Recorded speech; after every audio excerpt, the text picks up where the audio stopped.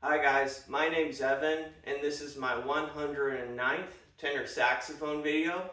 For this week's video I have more of like a practice that I work on than a song. There's no backing track and it's basically just an exercise in rhythm, primarily working on eighth notes. So I'm going to play through it a couple times trying to keep an even pace and hopefully there aren't too many mess ups along the way. And the name of the song is called Toccata. Sorry about the lighting. I have a window right here and it just, this time of day, I guess, wants to point right at me. So maybe if I stand here. All right.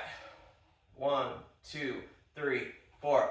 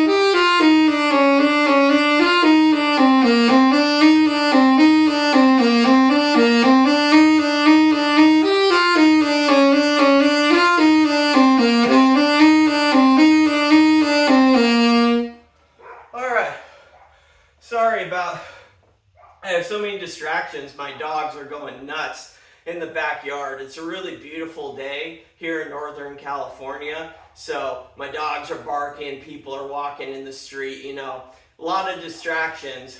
But, I probably would mess up even if it were completely quiet. Hence, practice, right? Practice makes perfect. And anyways, that's about it. The name of that song is Toccata. I'll work on it a little bit more and then move on to another more complicated rhythm exercise. One of the hardest things about learning saxophone as an adult, or maybe music in general, I feel is rhythm.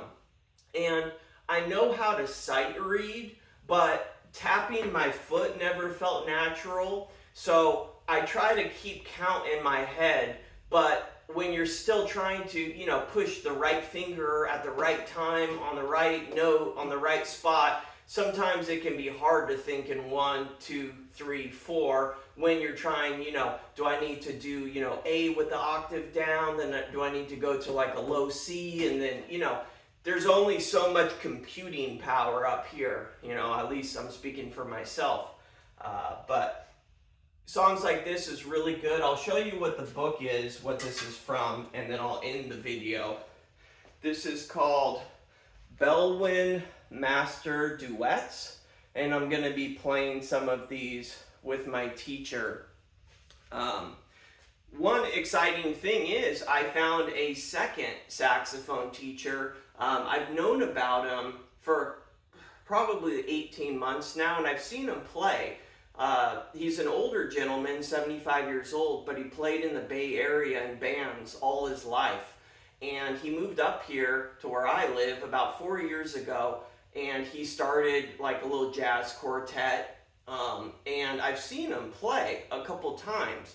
But anyways, I have been having trouble coordinating lessons with my primary saxophone teacher, just because the days he comes into town, I've been going out of town, and then I've been working, and we haven't been able to connect. So I called up Jeff, the new teacher, and I said, hey, would you consider taking me on as a student? And I had my first lesson yesterday, and it went really well. It's pretty cool because he is primarily a player. He's had a few students over his long career playing saxophone, but it's interesting to get his perspective versus, my other teacher, who's also named Jeff, ironically, he's taught and he's played, in bands for a long time also, but he's taught for decades. He's more of a teacher